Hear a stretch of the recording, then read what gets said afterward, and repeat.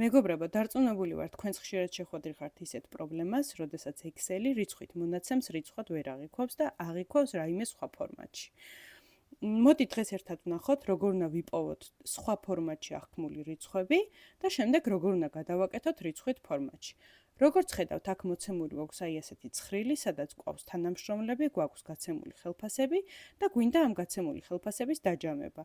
დაჯამებული გვაქვს აქ და მივიღეთ, რომ გაცემული ხელფასები ჯამში არის 60,000.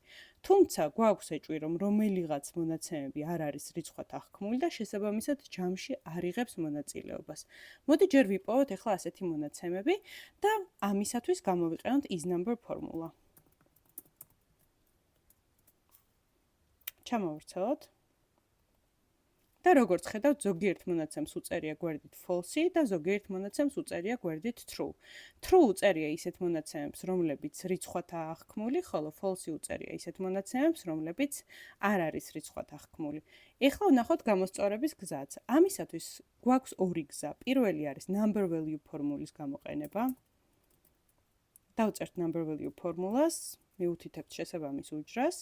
ჩამოვავრცელებთ და ვნახავთ, რომ როდესაც ყველა მონაცემი უკვე რიცხვად აღიქვა, ჯამი ყოფილა 115,000. არსებობს ცოტათი კიდევ უფრო მარტივი ალტერნატივაც number value ფორმულის, ეს არის უბრალოდ წინ 2 ცალი მინუსის დაწერა.